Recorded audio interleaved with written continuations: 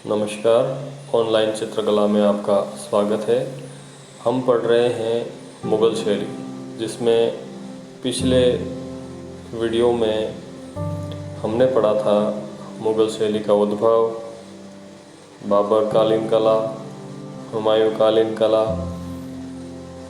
अकबर कालीन कला, जहांगीर कालीन कला और शाहजहाँ कालीन कला और इनकी विशेषताएं। आज हम इस वीडियो के माध्यम से संपूर्ण मुग़ल शैली की विशेषताएं एवं प्रमुख चित्रों की जानकारी प्राप्त करेंगे। तो विशेषताओं को शुरू करते हैं। मुग़ल शैली के चित्रों में रेखाएं सूक्ष्म एवं लयात्मक देखी जा सकती हैं। रेखाओं का सूक्ष्म और लयात्मक होना किसी भी चित्र के लिए श्रेष्ठता का परिचायक है, जो मुग़ल शैली में है। दूसरी विशेषता विषय मुग़ल शैली में दरबारी वैभव, युद्ध, शिकार, ऐतिहासिक घटनाओं, धार्मिक एवं पौराणिक दृश्यों, सम्राटों, अमीरों, संतों, फ़कीरों के साथ साथ प्रेम कथाओं को विषय बनाया गया या प्रेम पर आधारित चित्र बनाए गए। यहाँ लोक जीवन की झांकी का चित्रण नहीं किया गया। कहने का तात्पर्य सामान्य जो जनजीवन है उसके दर्शन यहाँ नहीं होते हैं। ईरानी कथाओं की बात की जाए तो उसमें अमीर हमजा और शाहनामा का चित्रण किया गया। प्रणय या प्रेम कथाओं की बात की जाए तो लैला मजनू, शीरी फरहाद का चित्रण किया गया। हिंदू धार्मिक कथाओं की बात की जाए तो जिसमें रामायण, महाभारत, योग वशिष्ठ इत्यादि का चित्रण किया गया। साथ ही साथ ऐतिहासिक घटनाओं में मुग़ल शासकों के जीवन से संबंधित चित्र बनाए गए। हम यहाँ पर कुल मिला के ये कह सकते हैं कि मुग़ल शैली के चित्रों के विषय के रूप में दरबारी वैभव, युद्ध, शिकार, ऐतिहासिक घटनाओं, धार्मिक एवं पौराणिक दृश्यों, सम्राटों, अमीरों, संतों व फ़कीरों के साथ साथ प्रणय कथाओं को विषय बनाया गया था। अगली विशेषता के रूप में मुग़ल शैली के चित्रों में विभिन्नता होते हुए भी अजंता के समान सजीवता नहीं है। देखिए यहाँ पर मुग़ल शैली श्रेष्ठ है, विभिन्नताओं से परिपूर्ण है, लेकिन चित्र अजंता के समान सजीव नहीं है। मुग़ल शैली के चित्रों में पशु पक्षियों का सुंदर चित्रण देखा जा सकता है, जिसमें हाथी, बैल, मुर्गे, बटेर, तीतरों की लड़ाई इत्यादि मुख्य है। कई बार प्रश्न आ जाता है तीतरों की लड़ाई किस शैली से संबंधित है, तो हम कह सकते हैं मुग़ल शैली से संबंधित है। मुग़ल शैली का आरंभ ईरानी शैली के रूप में हुआ, लेकिन ये जब बाबर और हुमायूं के समय में ईरानी चित्रकार भारत आते हैं तो वही बात यहाँ पर बताई गई है कि मुग़ल शैली का आरंभ ईरानी शैली के रूप में शुरू हुआ, जिसमें 1.5 चश्म चेहरे बनाए गए। शुरुआत के चित्र कैसे थे? 1.5 चश्मे थे, जिसमें एक आँख का हिस्सा थोड़ा सा बाहर निकलता था, जैसे इस तरीके से ये 1.5 चश्म चेहरा है। बाद में चित्रों के चेहरे 1 चश्म बनाए जाने लगे। तो शुरुआत में चित्रों के चेहरे 1.5 चश्मे थे, ईरानी प्रभाव था, ईरानी शुरुआत थी। बाद में चेहरे 1 चश्म बनाए गए। मुग़ल शैली पर यूरोपीय कला का प्रभाव पड़ा, फिर भी मुग़ल शैली ने अपनी अलंकारिक योजना, रंगों की शीतलता और रेखाओं की गोलाई तथा उभार इत्यादि विशेषताओं को बनाए रखा। ठीक है ना। यूरोपीय कला का प्रभाव पड़ने पर भी मुग़ल शैली की जो अपनी विशेषताएं थी, जिसमें अलंकारिक योजना, रंगों की शीतलता और रेखाओं की गोलाई तथा उभार, ये जो विशेषताएं थी वो इनके चित्रों में बरकरार रही। मुग़ल शैली के चित्रों में घुमावदार मेहराब, मोज़ाइक से युक्त स्तंभ एवं भवनों का अधिक चित्रण किया गया। तो मेहराब जिसमें वो स्थान जहाँ पर छत को जोड़ा जा सकता है, ज़्यादातर मेहराब इस तरीके के आपको देखने को मिलेंगे। फिर बात करें मोज़ाइक की, तो रंगीन कांच या पत्थर के छोटे छोटे चौकोर टुकड़ों को चिपका करके जो कलाकृति तैयार की जाती है वो मोज़ाइक कहलाती है। मुग़ल शैली की रंग योजना की बात की जाए तो पृष्ठभूमि में धुंधले, उदासीन व शीतल रंगों का प्रयोग किया गया। पृष्ठभूमि कैसी थी? धुंधली, उदासीन व शीतल रंगों से युक्त थी। अब हम बात करते हैं मुगल शैली के प्रमुख चित्रों की। मुगल शैली के प्रमुख चित्रों के रूप में सलीम का जन्म, जो कि अकबरकालीन है और चित्रकार केशू के द्वारा बनाया गया।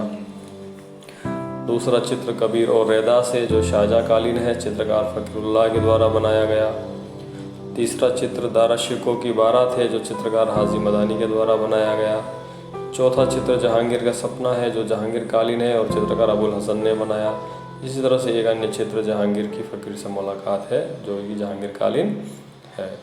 अब हम इन चित्रों का संक्षिप्त वर्णन भी कर लेते हैं।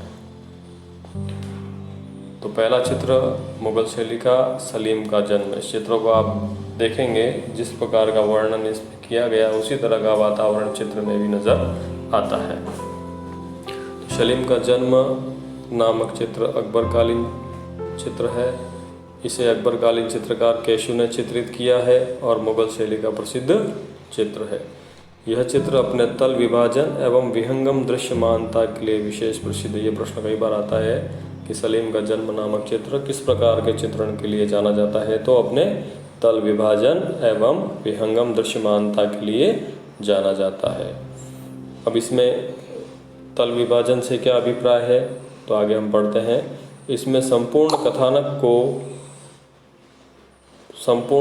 कथानक को अलग अलग खंडों में चित्रित किया गया है। चित्र के एक भाग में महल के बाहर खैरात बांटने का दृश्य है। खैरात से अभिप्राय दक्षिणा या भीख से है। महल के भीतर नृत्यरत स्त्रियां चित्रित हैं। दूसरे खंड में सलीम को स्नान कराने का दृश्य चित्रित है। अगले खंड में प्रसूति गृह, जहाँ उसका जन्म हुआ था, वो भाग चित्रित है। चित्र के ऊपरी भाग में छत पर मोर अंकित है। साथ ही साथ ऊंचा क्षितिज और पीछे मनोरम प्रकृति और आकर्षक रंग संगति का प्रयोग देखा जा सकता है। इस चित्र को आप देखेंगे, जिस तरह से तल विभाजन अलग अलग आपको 4-5 स्टेप में मिलेगा, वही तल विभाजन और विहंगम दृश्यमानता, मतलब इसमें जो मानवाकृतियाँ हैं वो काफ़ी भीड़ भाड़ से युक्त हैं और उनका श्रेष्ठ रूप में यहाँ पर संयोजन किया गया, श्रेष्ठ रूप में उसका चित्रण किया गया, जो कि चित्रकार अकबरकालीन चित्रकार केशू की कुशलता का परिचायक है। दूसरा चित्र है कबीर और रैदास। ये चित्र आप देखेंगे तो 1640 ईस्वी में शाहजहाँ के चित्रकार उस्ताद फकीरुल्लाह, जो कि शाहजहाँकालीन चित्रकार था, उसके द्वारा चित्रित किया गया था।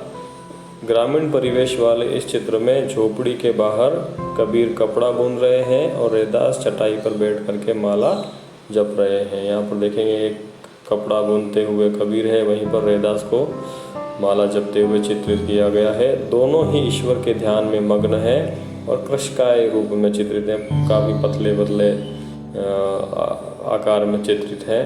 चित्रों में धूसर रंग संगति के साथ मटमैले भूरे रंग की प्रधानता है। जो रंग आप देखेंगे धुंधले रंग है, धुंधली रंग संगति है और इसमें भी मटमैला रंग अधिक मात्रा में उपयोग किया गया है। चित्र का बॉर्डर नीले रंग से बनाया गया है।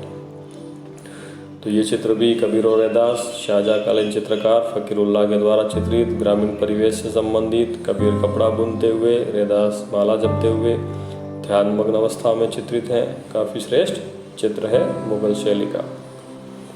तीसरा चित्र है दारा शिकोह की बारात। इस चित्र को देखते ही आपको एहसास हो जाएगा किस तरह से बारात धूमधाम से निकलते हुए दर्शाई गई है। तो दारा शिकोह की बारात नामक चित्र चित्रकार हाजी मदानी ने चित्रित किया है। टेम्परा रंगों से चित्रित है ये और मुगल शैली का प्रसिद्ध चित्र भी है, जो अपने भीड़ भरे संयोजन के लिए, हर चित्र की कुछ न कुछ विशेषता होती है, तो ये अपने भीड़ भरे, इसमें आप आकृतियाँ देखेंगे बहुत सारी मानव आकृतियों को एक साथ संयोजित किया गया है और इसी संयोजन के लिए ये चित्र विशेष प्रसिद्ध है। इसमें दारा शिकोह दूल्हे के रूप में चित्रित घोड़ी पर सवार है, पीछे शाहजहाँ प्रभाव मंडल से युक्त चित्रित है, साथ ही साथ हाथियों पर राज परिवार की स्त्रियां और वादक दल चित्रित है। बारात का स्वागत करने के लिए सामने की ओर स्त्री पुरुष हाथ जोड़े खड़े हैं। पीछे आतिशबाजी और सजावट चित्रकार की सुंदर कल्पना शक्ति का परिचय है। आतिशबाजी देखेंगे किस तरह से काले अंधकार रूप में आतिशबाजी होने का दृश्य चित्रित किया गया है। मानवाकृतियाँ एक चश्म है। साथ ही वस्त्र, आभूषण, घोड़े के शाही लवाजमे का सुंदर आकर्षक चित्रण किया गया है। तो ये चित्र दाराशिकों के बारात भी काफ़ी महत्वपूर्ण है, कई बार प्रश्न के रूप में भी आता है। तो इस चित्र को विशेषताओं के साथ आप अगर इन चित्रों को देखते हुए आप याद करेंगे तो काफ़ी आपको मदद मिल जाएगी। मुगल शैली का चौथा अगला चित्र जहांगीर का सपना।